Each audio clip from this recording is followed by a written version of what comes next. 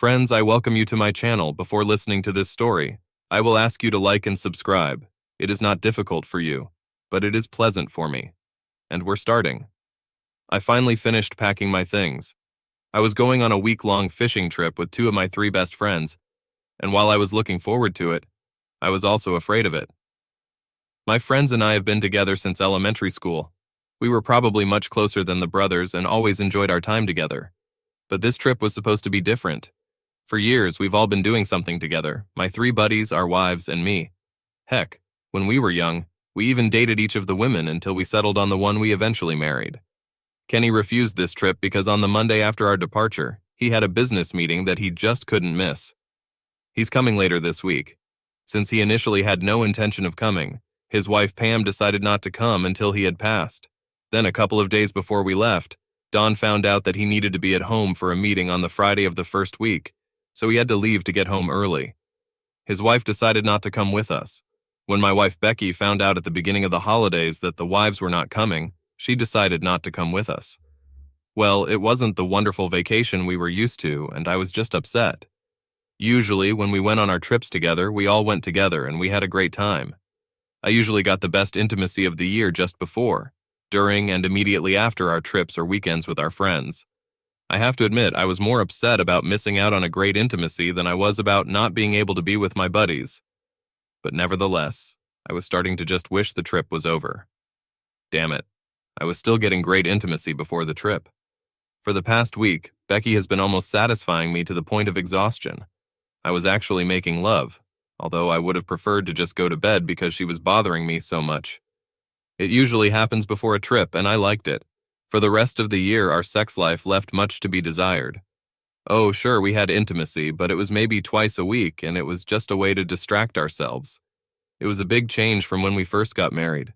Hell, for the first few years that we were married, we made love every time we could find a flat surface to lie on, and sometimes just a quiet place to tilt it.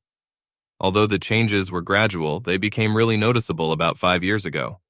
During one summer, we made love maybe 5 days a week, sometimes twice a day, up to maybe 2 or at most 3 times a week.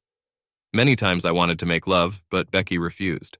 At first I was upset, but after a few small quarrels, I ignored it. If she refused me long enough, I took matters into my own hands and dealt with my desires on my own. Anyway, I was at that stage that Thursday night. I was sitting in my office, drinking beer and taking a break from my packing. Becky was upstairs putting the kids to bed. I heard her come downstairs and go into the kitchen. A few minutes later, Becky came into the living room and sat down in her chair next to me. She took a sip of wine and looked at me with a worried expression on her face. "Honey," she said, "I need to talk to you seriously for a minute. I know what I'm about to say will probably piss you off, but please promise me you'll let me finish before you say anything. I promise to answer all your questions, but I need to say it now. I'm scared, but I should have told you something a few months ago, but I didn't know how to do it. And first I had to get some information for you." I don't know why, but I felt a pang of fear. Becky looked so pathetic, so scared, and at the same time so determined that I just realized what she wanted to talk to me about was some serious shit. Becky took a deep breath, took another long sip of wine, and continued, "I know you haven't been happy with our sex life the last few years, honey. I didn't enjoy most of our time together either. Davy, I love you to death, but, well, honey, you just don't turn me on as much as you used to, and, David, I want to stay married to you. You are a great father, a wonderful breadwinner and friend, but I need more than you can give me in bed." I felt myself starting to boil with anger. What did she say? I knew she wasn't letting me love her much anymore, but what the hell was going on last week? I knew I had hit her hard. I opened my mouth to reply when Becky continued. She raised her hand and said, "David, you promised to let me talk before you say anything." I clenched my jaw and forced myself to lean back in my chair while she continued. "David, I've met a man I've known for some time who completely fascinates me, and I can't live the way we lived in the past. I intend to make love to him, and I didn't want to run behind your back when I did it. I'll still take care of you, but, well, I need you to know that you can't get as much as you think you should. I just don't like being in bed with you, and I need to be with him. He makes me feel alive, and I have the best orgasms. It's like when we first got married. I can't get enough of him, and..." I jumped out of my chair and started yelling at her. "You're a cheater. How could you..." Becky got up and jumped in front of me. She pushed me away and I fell into a chair. She stood over me and continued, "Shut up. I told you that you wouldn't like what I was going to say, but you promised to listen to me before you said anything. Now shut up and listen." I was sitting in shock, and she was standing there looking down at me. She continued, "I've consulted with Don about the divorce laws in this state, and you can't afford to divorce me. Honey, you just have to accept that I'm going to be with my new man. If you divorce me, I will receive at least 2/3 of your salary for alimony and child support. The court will award me the children and the house because I need them to take care of the children. I'll get half of the savings and your retirement account. You will become a beggar, and you will not even be able to afford decent housing or food of the quality that you enjoy now. Children will grow up in a broken family with all the pain and suffering in their hearts that this will entail. For your own good, for the sake of the children, you have to accept what I'm going to do. For my part, I still love and respect you, but I just can't keep living with the shitty sex life that we have. Nothing else will change for us, honey. I'll still let you possess me a few times. I won't interrupt you in bed, but you have to understand that from time to time I will be out all night, and I can go on several trips with my new lover so that we can have a nice time alone." I sat in shock, feeling anger rise in me as I tried to control myself. I watched as Becky moved away and sat back down in her chair.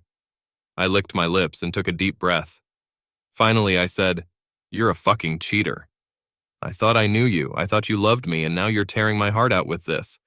How long have you been cheating on me? Who is this bastard anyway?" Becky looked at me with some anger and said, "You can't help yourself by insulting me, honey. I hope you can overcome your little grudge, and we can live the way we have been living for the last few years. I'm not going to tell you how long, or when, or even where. I'm definitely not going to tell you who I'm making love to. It's none of your business, and if I find out that you're trying to figure it out, I'm going to have to do something you don't like. I will say that I have had another lover for some time, and I'm tired of trying to hide it. I've finally decided that you need to know, to hear it from me, because I know I can't go on forever without you finding out, and I'm just tired of having to sneak around and hide it. I'm tired of coming home early and cleaning up so you don't suspect anything. I'm tired of never being able to spend the night in his arms. That way I can tell you that I'm leaving, and you can look after the kids while I take care of my needs. As for telling you who it is, I'll say it again. It's never going to happen. I know that you would have tried to do something about it, and then you would have gone to jail or been badly hurt and ended up in the hospital. In any case, it would be bad because the children, need you to work and support us. Children need their father to be with them. I guarantee that you will be held accountable if you find out who my lover is and do anything to him or me. Measures have already been taken to ensure that you will be punished if you make any attempt to harm us." Once again, I was shocked by how coolly Becky presented her information. She was so confident, so knowledgeable. It was obvious that this moment had been planned for some time. She had an answer to all my comments, to all my thoughts. I said, "Well, I better call the guys and tell them I'm not going on this damn trip. We need to clarify something, and I have a lot to do." I reached for my phone, but Becky grabbed my arm. Becky looked into my eyes and said, "No, you're going on this trip. The children will go to your parents as planned. I'm not going to be here alone for the next 2 weeks, and I don't want you to get hurt or to try to figure out who I'm going to be with. You need this vacation to get used to it. I've taken steps to ensure that you actually go on this trip, and you won't like it if you don't go. I can guarantee that you will regret if you change your plans so late. My friends and I have every reason to do so. We have informants in the city and almost anywhere you want to go.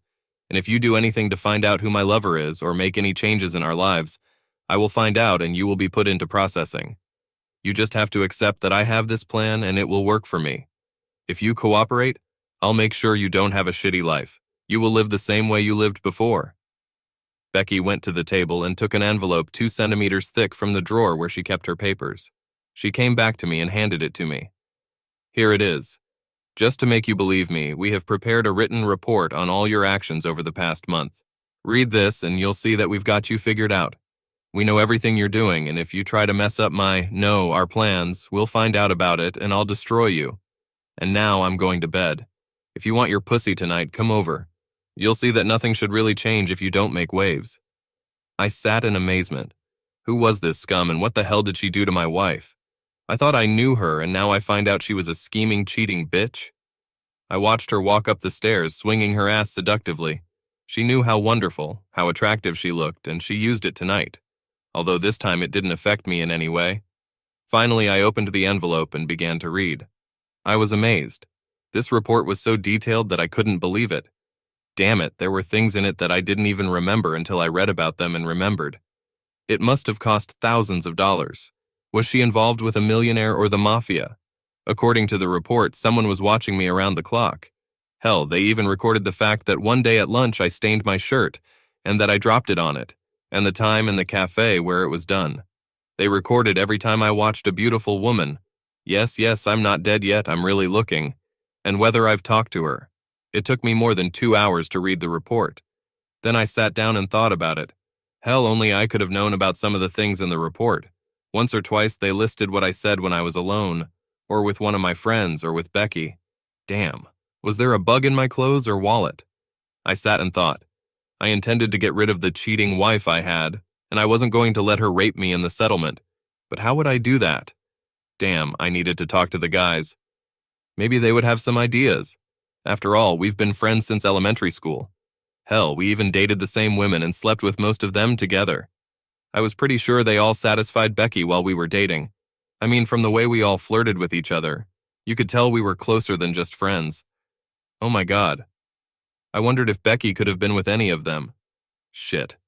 Now I was afraid to even talk to any of my friends. I mean, damn it, if it was one of them and I started planning with them or asked for help, I would have warned them about my plans, and they could have prevented me even before I started taking revenge and getting divorced. Shit. I heard Becky coming up the stairs. She stood up and said, "So Dave, are you going to go to bed and use that wet pussy, or are you going to sit there and sulk? I'm not going to wait for you all night." She turned around and I heard her heading back to our bedroom. I never went to bed. I spent the night on the couch in the study. Becky came in and woke me up when she started making breakfast. She was angry and let me know about it. "Get your sorry ass up, Dave. You need to clean up and get ready for work before the kids notice that you didn't sleep in your room last night. When you come back in 2 weeks, I expect you to behave normally. If you split the family, I've already told you what the consequences will be. I am quite ready to meet your needs on occasion, but I expect you to play your part. But you should know that if you find another woman, I will divorce you." I felt myself starting to boil as anger overwhelmed me. I shouted, "What the hell? You can mock me and expect me to be okay with it, but I don't have the same right? Not that I was going to do it, but why the hell do you think it's okay for you and not for me?" Becky grinned and replied, "Damn it, Dave, we both know that what you're getting from me right now is enough for your needs. If you go out and buy something weird, it will only be in retaliation. The only reason I have to end the marriage is because you can't perform your marital duties satisfactorily. If you could give me what I need, I would never end our marriage, and I expect the same attention from you." I stammered.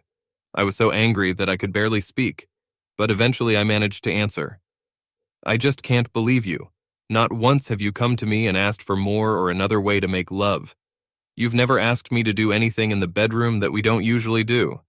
How was I supposed to know that you wanted or needed something more if you didn't tell me? I've always made sure that you have orgasms. More often than not, you had a few before our love ended. How was I supposed to know that something was missing when you acted like everything was fine and I was happy?" Becky just stood there and looked at me, and then she said, "Well, if you have to ask so late, you're really in the dark, aren't you? Besides, my dear, it's not so much quantity that you lack as quality. You just never learned how to give me pleasure, and I eventually decided that you would never do it, so I started looking for what I needed elsewhere. Now go and get dressed. I'm tired of listening to you whine." I stumbled upstairs and went about my usual morning routine. We had a quiet breakfast, and Sean, our son, asked what was the matter. I started to answer him, but Becky intervened. She said, "Your father is worried about a little problem he has. I'm sure he'll be fine after the vacation." She stared at me intently, then went back to her breakfast. When I got to work, I decided to ignore some of Becky's advice and cancel my trip with the guys. I had to leave right from work and meet them at our beloved Dennis, where we would all go together. I had a great SUV, so we put all the gear in it and drove away from there. Roger was driving with me, and Don was driving his car, as he had to get back to town on Wednesday. I talked to Roger and told him that something had happened and I had to give up. I offered him to take my truck to transport the equipment. Roger said, "Oh no, Dave, that's not going to happen. I just got off the phone with Becky and she warned me that you might try to pull this off. She said you've been under a lot of pressure lately and you've been working too hard. She's already talked to your secretary and confirmed that you don't have anything important planned. I promised her that I would make sure that you went on this trip. Now, if necessary, I'll come and find you. You're coming with us and you're going to have fun." I started protesting and just flatly refused, but then I felt a pang of fear. What if it was Roger? But Becky said she was leaving this weekend and Roger was coming with me. But wait, Kenny stayed at home and will arrive in the middle of the week. Could it have been him or someone else? Damn it, I'm stuck. I really needed to think more and make some plans. I needed to buy a video surveillance system, but how? From the report I read, I realized that Becky and her friends were tracking my credit card purchases and phone calls. They even tracked cash withdrawals at the bank. They could detect atypical expenses overnight. I was sitting at my desk staring into space when Becky called me. As soon as I picked up the phone, she attacked me. "David, I told you that you had to go on your journey and that it wasn't in your best interest to try to figure out who I was dating. Roger just called me and said that you tried to refuse. This is your last warning. Don't mess with me or you'll be sent to the trash and you'll never see your kids again. Am I making myself clear this time?" She slammed down the phone and I froze in shock again. Roger ratted me out. Damn, did that mean he was involved in this or was he a real friend and worried about me? Come to think of it, none of my old friends seemed as close to me as they did a few years ago. It was almost as if they were Becky's friends now, and she would be at one with them. Could it be? No, not all of them. Well, I decided to go on a trip and met the guys at Denny's. We had dinner and they were all having fun as usual while I sat and moped. Finally, Don asked me what happened.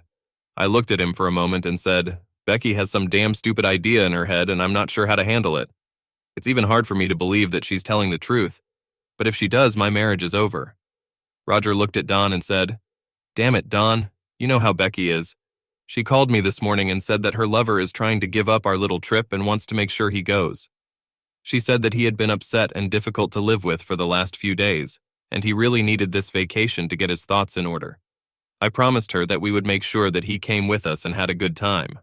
Don said, "Yes, I've noticed for myself that he's been a little out of sorts for the last few months.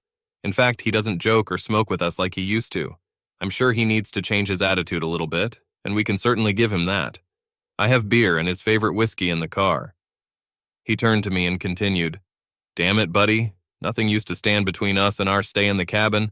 Damn, I know the ladies won't be there this time, but damn it, it just means we can drink more and lie more." I followed them out the door and we went to the stream where we were fishing. It was only 2 hours away, so we got there just in time for a good drink before going to bed. The next morning, both guys insisted on fishing, and we set off. I'd really forgotten some of the last few days, but by the time we got back to the cabin, I was thinking about Becky again. I couldn't believe she meant what she said, but damn it. Needless to say, instead of thinking about what I needed to do, I let the guys talk me into having a drink with them. After dinner, I was sitting and sipping drinks with them when Don looked at me and asked, "Okay, Dave, come on. You look like you've lost your best friend, and I know you haven't, because I'm still here. What the hell is upsetting you so much?" I decided what the hell. If I don't talk to someone I trust, I'm going to go crazy. I knew I could trust these guys. Damn it, we've been best buddies since we started school. I told Don and Roger about the last few months, heck, about the last 3 years of my marriage and my fading sex life, and then I told them about Becky's amazing performance on Thursday night. After I finished, Don looked at me and said, "Damn it, Dave. Are you sure that's what Becky said?" Damn it, I can't believe she would say or even think something like that. We have known her for many years, and she is the kindest and most loving woman I can imagine. Yes, me too, but that's exactly what she said, as far as I remember. What she said is really true. Don leaned back in his chair and said, "Well, Dave, I can't say what the divorce will be like if that's what you're asking, but she's right about something. For example, if she's really doing something that you say she wants to do, you really need to make a decision about how you're going to handle it. If she's being restrained, you need to ask yourself if it's okay to break up the family and emotionally harm the children, and even you and Becky. The courts always side with the mother in custody cases. Unless it is proven that she is unsuitable in any way, you will lose your children. She is right that you will have to support the children until they reach adulthood, and you are also expected to help with college admission. Since she's not working, you'd have to pay child support until she remarries, and in all likelihood you'd either lose your house because of her, or you'd have to sell it and give her half the money. You'd have to give her at least half of your savings and your retirement account, so yes, she's basically right. There is a formula for calculating child support, and it usually does not benefit the supportive parent. The court is very interested in providing exceptional support to children, so you will probably lose at least 3/4 of your earnings for alimony payments in the event of a divorce. You would also have to provide medical care for the children. Dave was sitting in shock. For some reason, hearing his friend, who was a lawyer, say that it was much worse than hearing Becky tell him that he would go broke if he didn't agree that she was sleeping with just anyone. I need to know. She won't tell me who she's with, but I need to know. When I find out, I'll make sure she's not with him anymore. Dave, as your friend, I understand what you're talking about, but as a representative of the court, I have to tell you not to do this. I hate to tell you this, but it's my duty to report such things. And now if I hear that one of Becky's lovers has been hurt, I'll have to report you. My advice to you is just accept it and go on with your life as usual. Maybe if she's cheating on you, she'll change her mind or put it out of her mind. Anyway, I think it would be much better for you to just accept it and maintain the status quo. Don, I can't believe you're saying this. How would you feel if Shelley did something like that and threatened you? Are you saying you'd just give up and accept that she's cuckolding you, like Becky's going to do to me? Don looked confused and replied, No, I probably would have been as upset as you seem to be, but I know Shelley wouldn't have done anything like that. She's head over heels in love with me and knows that I'm the best lover she could ever find. I make a great living and she wouldn't even think about losing access to money or harming our children or me. Buddy, you better just accept your fate. If she has someone watching you as closely as you say, based on the report, she's made it clear to you that you screwed up. If you even try to find out who she's with, she'll find out and do something about it. Damn, from what you've told me, she's pissed you off so much that she might even find out about this conversation. She knew where we were going, didn't she? Shit, I didn't even think about it. Damn, now I have something to think about. Dave was taken aback by the smile that Roger seemed to have throughout the discussion and the strangely happy expression on Don's face. He couldn't believe that his friends could be so unperturbed by the way Becky had shat on him. Finally, he said, Well, to hell with it. Let's have a few more drinks. The next morning, Dave got up before his two friends. He decided he wanted to be alone, so he took his fishing gear and went upstream to his favorite fishing spot. He was just about to start fishing when his mobile phone rang. He always carried it with him, but there were many places where he didn't work because of a bad signal. He was somewhat surprised that he had managed to get a signal here. He saw that it was Becky and decided not to answer. As soon as Becky left the message, he listened to it. He was startled to hear her say, Well, honey, my sources told me that you got really good advice from Don last night. I hope you're going to use it. I love you, and you're too good a breadwinner and father to lose you. But if you do something crazy, I can let you go and still take good care of the kids. Now have fun. Dave looked at the phone in shock. He knew that there was no cellular connection in the cabin, and there was no landline phone. So how did she find out about the conversation between him and the guys? Oh shit. There must have been a bug in his equipment, and someone was there to intercept it during the transmission. He needed to see if he could find it later. Dave never noticed Roger and Don standing at the edge of the woods while he listened to the message. They grinned and gave each other a thumbs up, and then disappeared back into the woods, heading for the cabin. Roger looked at Don and said, Well, do you think this will solve the problem, or should we keep up the pressure for a while? I think we need to keep detailed reports for a month or two, and we should all keep telling him to just accept it. Heck, we're doing well right now, and if we can convince him to let her keep making love and spend a few full evenings and weekends with us, we'll be miles ahead. God, can you imagine how much more enjoyable it would be to satisfy her without time limits like we have now? Damn it, we got the simpleton so carried away with intimacy that now she is ready to do whatever we tell her so that she can get more. If we do everything right, he will be able to inform our wives about the problem, and we will be able to tell them that at night we help him figure out what the result is. It will be a great cover. Dave fished until almost noon, but his heart wasn't in the right place. He spent most of his time thinking about his marriage and trying to figure out how to find out who Becky was having an affair with. He also wanted to find a way to end it and take revenge. However, he knew he couldn't do it until he found out who, when, where, and he even wanted to know why, if at all possible. On Friday evening, after Becky was told that the three friends had almost reached the cabin, she turned to the man who was with her. She had been wet all day, and was more than ready for what was about to happen. She came up to him while he was sitting on the couch in her house and handed him a drink. She squatted down between his legs and unbuttoned his trousers. He lifted his hips to allow her to pull them off his body. As soon as she took off his pants, she reached for his swollen organ.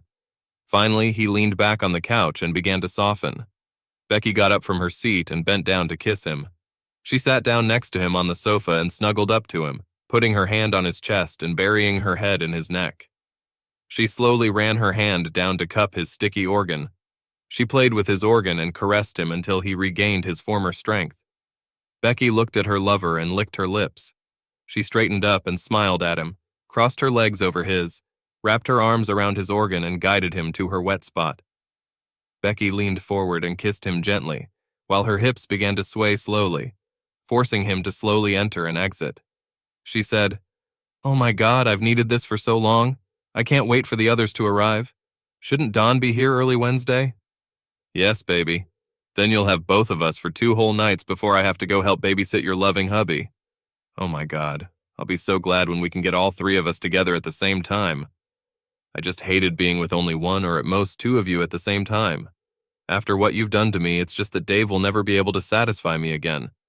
Do you think we've taken care of everything? I love him to death, and he's a great breadwinner and father. I don't want to lose him. Yes, I think we can control it.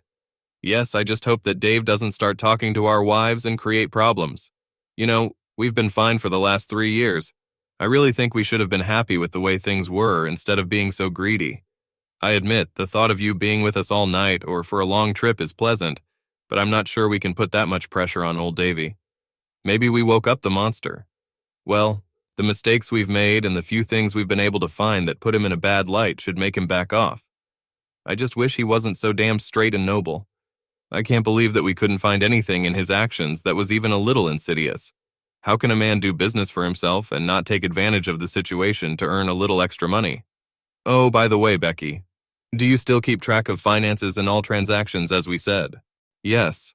I managed to get the bank to set limits on what it can withdraw in cash, but there's nothing I can do about it writing checks. At least we can track them if he does. I just wish I could have a closer look at the business. Now I regret that I insisted that he hire an office maid so that I could stay at home with the children and just be a housewife. Becky giggled, and then continued. Of course, if I hadn't arranged for me to stay at home, we wouldn't have as much fun as we are now, would we? I was pretty damn disappointed just spending a couple nights a month with you and a few times on a trip. At least because we stay at home, we can make love more. Now, thanks to this idea, we can satisfy each other as much as we want. Oh, Becky moaned.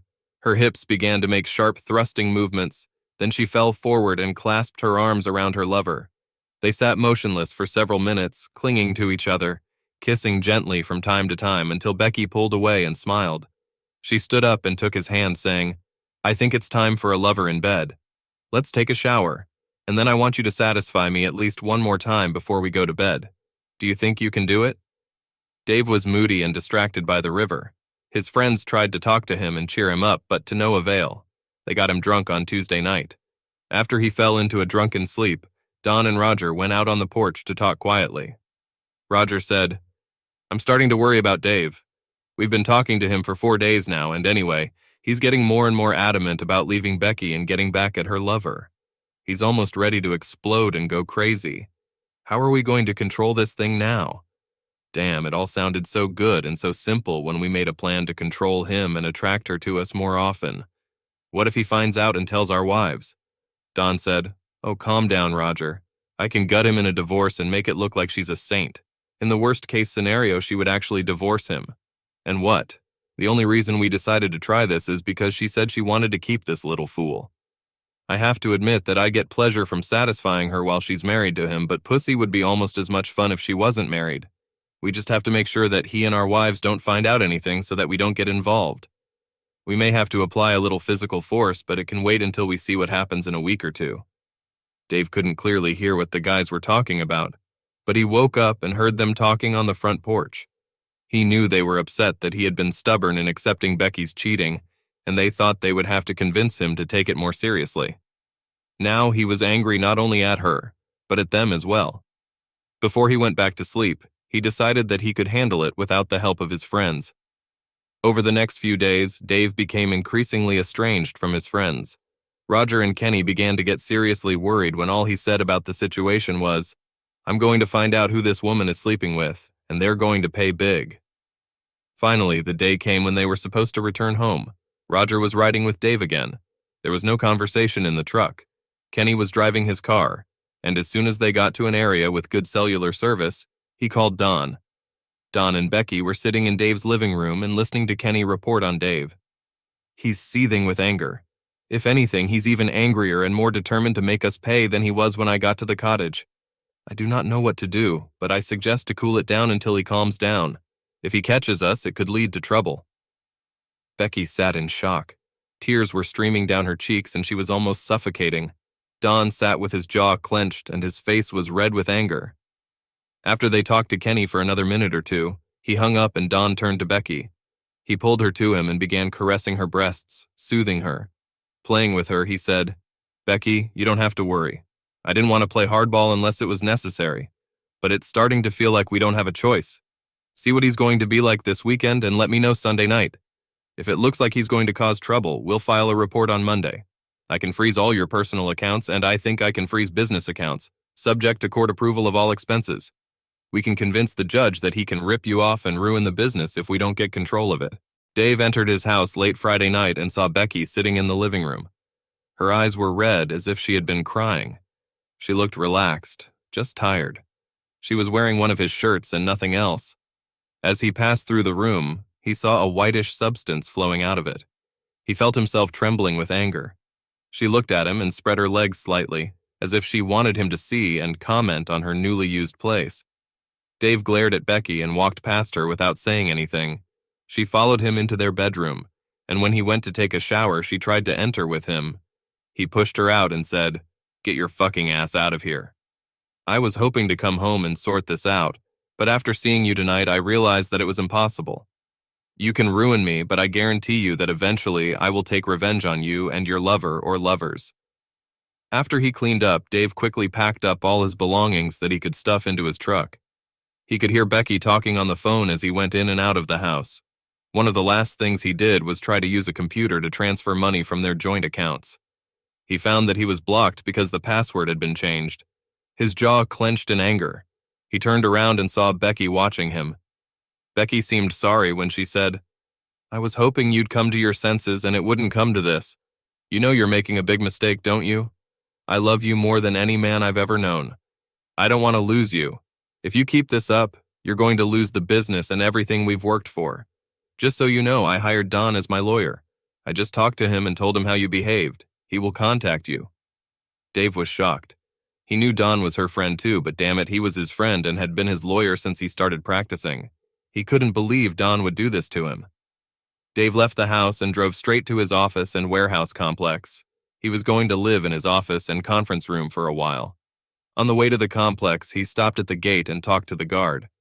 "I'm having some problems with my wife. She and her lover threatened me. I need you to call additional security and keep outsiders away from any part of this property." On Saturday morning, around 10 in the morning, Dave was leaving the complex to have breakfast when he was stopped at the gate. A man approached him and, confirming his identity, said, "You have been served." He handed Dave an envelope and left.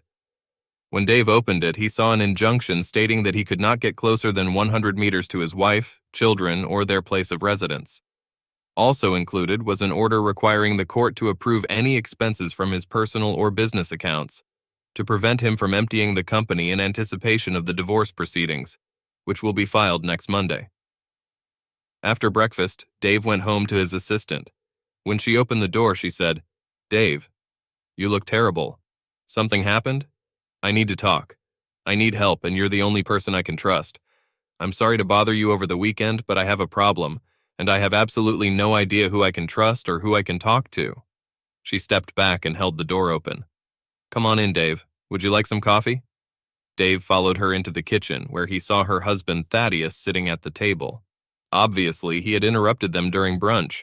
There were still plates of eggs on the table. "I'm sorry, I think I'd better leave." Thaddeus looked at Dave and said, "You look damn bad, Dave.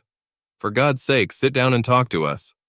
Slowly, Dave told them about everything that had happened in his life since last Thursday, 2 weeks ago. Then he said, I just don't know what to do now or how to help myself at all. My so-called best friends have spent the last 2 weeks trying to convince me to let Becky have a lover on the side. They say that, according to her, it's been going on for years and I haven't noticed. So why should I rock the boat? So Don, my former best friend, works with Becky as her lawyer and gets me into legal red tape. I can't even spend money on living without a court order, and I won't be able to get it until at least Monday. My best friend took over Becky's case as her lawyer, so I'm cut off from this case. I'm not even sure I have enough money for food. All my credit cards were declined when I tried to pay for breakfast. Gertrude leaned back in her chair and said, "Dave, I just can't believe Becky would do this to you." She looked at her husband and said, "If you need a place to stay, you can use one of our spare rooms." She turned to her husband and asked, "Ted, can't we help him with some money too?" Her husband just nodded his head in the affirmative. Dave was sitting at the table, leaning on his elbows, his head down. He had never felt so angry, so helpless, and so determined to make someone pay. Ted thought for a moment, then said, "If what you're saying is true, you need powerful help. I just hope you don't have a bug in your clothes somewhere." His eyes narrowed and he continued, "Come with me, Dave." They went down to the basement. They stopped at the bottom of the stairs and Ted said, "Dave, get undressed right now and give me your clothes. There's a shower over there, and I'll bring you some of my stuff. I'll take this to the front door. After you clean up, we'll talk. I don't think anyone has a bug in our house, but they could be watching you here and have a listening device that would pick up conversations outside." Dave changed into Ted's old sweatpants. Then the three of them went to a rain shelter built of cement under the stairs. He felt stupid when he started talking, and Ted and Gertrude stopped him. They spent the next hour making notes, planning what needed to be done. After they had planned out all the unforeseen circumstances that could come to their mind, Ted left to start contacting people who, in his opinion, could help Dave. It was decided that Dave would have minimal contact with these people, and Ted and Gertrude would lend him the money needed to start an investigation. Becky was supposed to stop her activities, but they were going to watch her and Dave's 3 friends for a while. Sunday found Dave, Ted, and Gertrude having lunch together, while Becky, Don, Kenny, and Roger were having a meeting at her house. Roger said, "I'm worried about all this. I'm really not sure if we should even be here today. What if Dave comes and catches us? I think we should cool this down for a while until we get it back under control. Why the hell did you even try to do this to him? Damn it, we've been preparing this for more than 3 years, and you all had to try and get him to accept that he's a cuckold so that we could see Becky more often. I'm afraid it's all going to blow up in our face. I really don't like the fact that yesterday he spent so much time with his secretary and her husband, and our guy didn't hear a sound from home." Then Thaddeus left, and they stayed to watch Dave instead of following him. What if he did something for Dave? "Oh, stop whining. We have Dave tied hand and foot. He can't get the money to do anything, and we have enough surveillance on him. We'll know if he farts before he does. He's sitting with his damn secretary and her husband right now and crying into his coffee. If he leaves, we'll get a call before he gets to the end of the block. He can't call from her phone or from his cell phone without us knowing what he's saying." Dawn turned to Becky and started playing with her wet feet. Roger and Kenny watched for a moment and moved to join him when Becky started moaning and squirming again. None of them saw the man pointing a camera or microphone through the window in their direction. On Monday morning, Dave began trying to find a lawyer to represent him. He talked to several and made an appointment with 2. He was at a loss because Don had been doing his legal work for years, and now he was representing Becky, so he had to look for someone else. In the end, he decided to hire Sally Hawk. She made a great impression at the interview, and besides, she was highly recommended. The first thing they did was start proceedings to unblock his business accounts and give him enough money to live on. They also decided to hire another private firm to spy on Becky. He allowed wiretapping of his house and video surveillance. He allowed Sally to begin divorce proceedings on charges of adultery. Later that evening, Ted gave Dave the film he had shot the day before. Naturally, Dave was heartbroken. He got even angrier because Becky was involved with all 3 of his friends. At least now he knew who his opponents were. The next morning, he went to his office and made 5 copies of the CD. He sent one to each of the wives of his friends, to his lawyer, and kept one for himself, plus put the original in a safe deposit box. He also posted the video on several 18-plus amateur websites on the internet, using the real names of all the participants. He set up the site as a pay-per-view, and the money was transferred from the account to a bank in the Cayman Islands. He grinned because apparently Don had forgotten that he had given him the key to his office, and Dave had set up a website from there, so when he was tracked down, good old Don would take the blame. Several of Becky's friends and family members have emailed photos of her in action. All of this was done from free computers in the college library, so he couldn't be blamed for it. He thought about using Don's office for that too, but then realized that Don would never do anything like that, so it would look suspicious. Using college computers was really easy. He has done this many times in the past and has never been caught. They were supposed to be for students only, and you had to use a student ID and password to log in. Almost every time he entered the library or one of the computer labs, he found a computer that had been left on.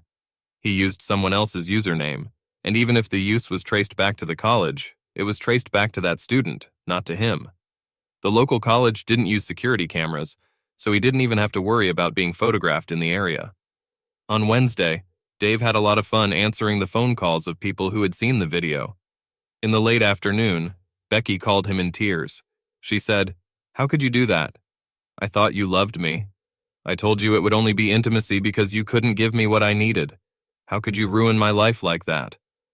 Dave laughed and said, "Rebecca, I didn't ruin your life, you did it. I'm just doing the retribution I promised you if you really carry out your plans. Of course, I'm sure you've been cheating on me for a while now that I think about it. Of course, there were many cases when one of the guys made sure that I was not at home and returned late. Over the past few years, I've seen too many things that didn't add up then, but now make sense. By the time I'm done with you and these jerks, you'll regret the day you did it." Later that day, Becky's sister called him.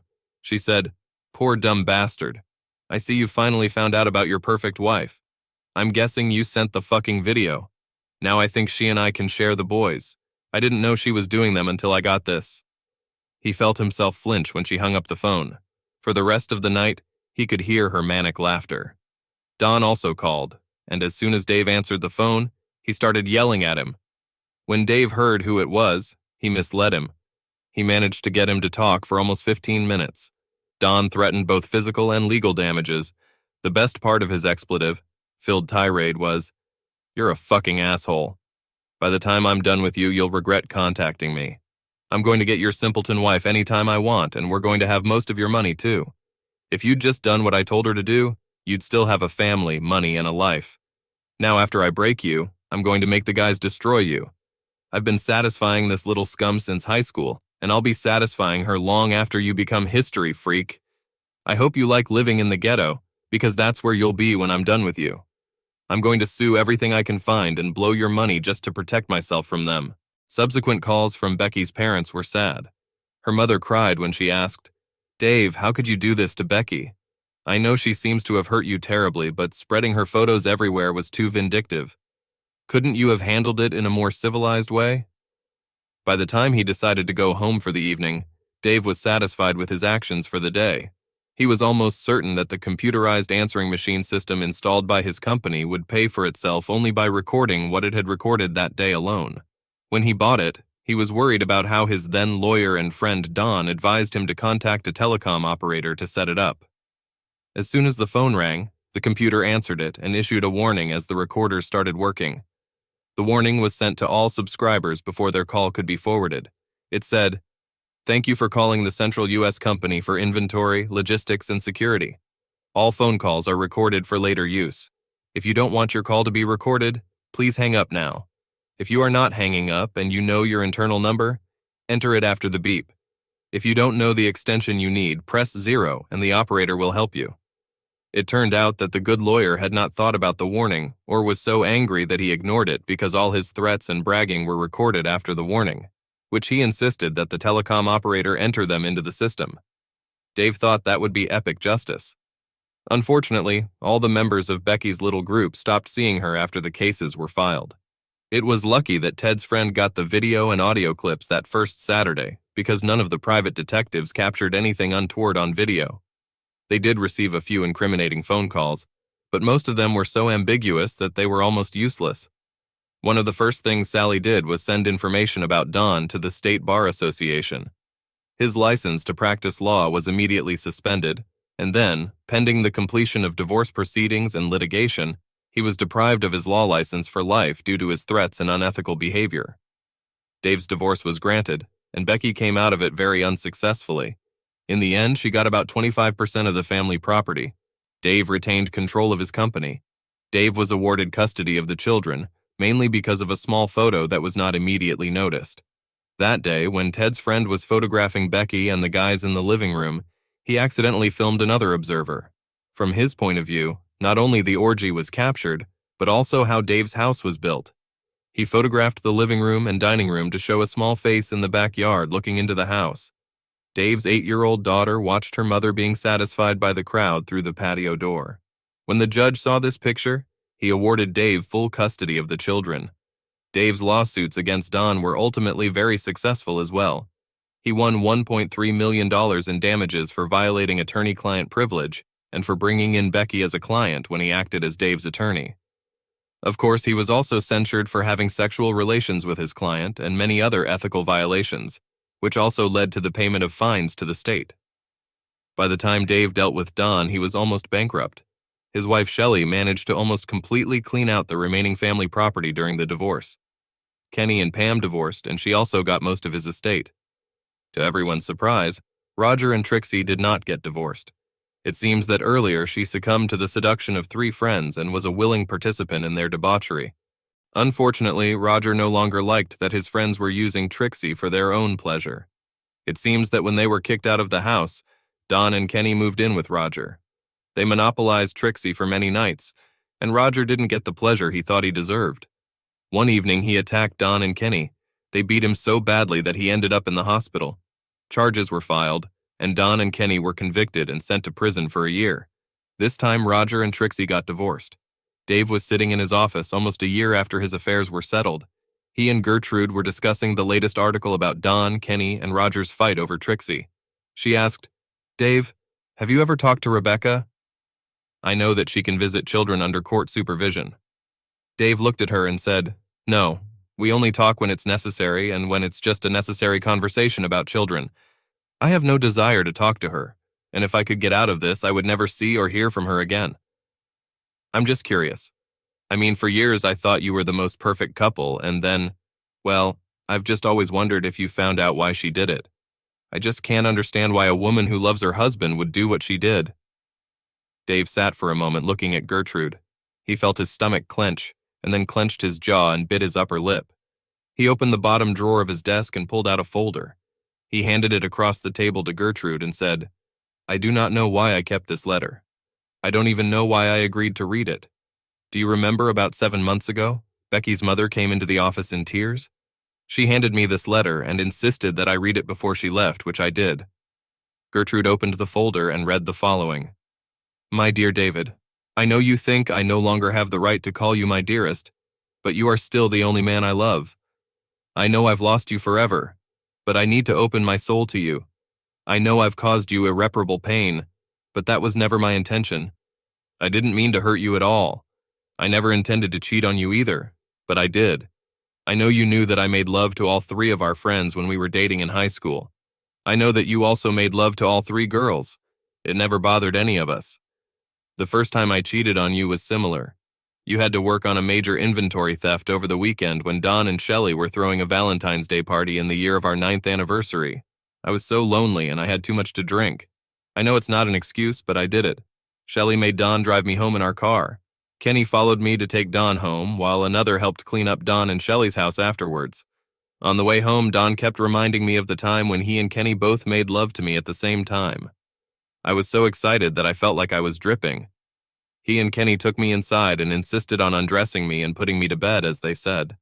While they were doing this, Don reminded Kenny of that night, another night when you had to work and you left me alone on Valentine's Day. They started kissing me and playing with my pussy. I knew it was wrong, and at first I tried to get them to stop. They didn't want to, or rather, they stopped. Then the other ones started kissing and rubbing me. I felt so hot when I listened to their conversation and remembered how good it was to be with 2 men. Finally, they pushed me back onto the bed and Don licked my pussy. As soon as I finished, he moved closer and began to satisfy me. He turned me over and Kenny satisfied me in the ass. That night, we made love for almost an hour. I have to admit, I liked it.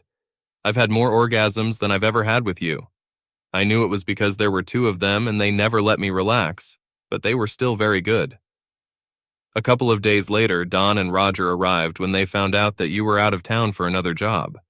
I tried to keep them out, but they begged, and I finally let them in. I knew it was wrong, but I felt so good. We spent the evening in bed again. Since then, at least once a month, I've had one, two, and sometimes all three of them, if they managed to escape and you were unlikely to catch us. I know you've noticed that on weekends and vacations that we all spent together, some of the boys and I would disappear for a long time. We were somewhere and making love. I do not know how many times we were almost caught. God, the fear of being caught, of almost being caught, was so frightening for all of us. We started talking and wishing that we didn't have to rush and worry about getting caught. Finally, Don came up with the idea that I expressed to you about letting me cheat. He told me what could happen if you divorced me. I was sure that you loved me enough to let me cheat, and I was also sure that you would never risk losing your children or your livelihood, so I agreed to his plan. I am very, very sorry, my love, that I did this to you, to our family, but I was weak. I became so addicted to the amazing orgasms these three men could give me. Please, my dear, forgive me for being so weak. Yours forever, Becky. After reading the letter, Gertrude raised her head. Her eyes watered, but she clenched her jaw angrily. Dave, I really think she loves you more than anything in the world. I know she's hurting, but Dave, she was almost as much a victim as you are. I think your good friend Don was a predator. You know, over the years, we've both heard some really shitty rumors about him. I wouldn't be surprised if he got her drunk on purpose that first night. I do not know a single person with high moral qualities, not a single true friend who would take advantage of her as she said. Yes, I know Gertie, but, well, I'm not sure if she told me the true story.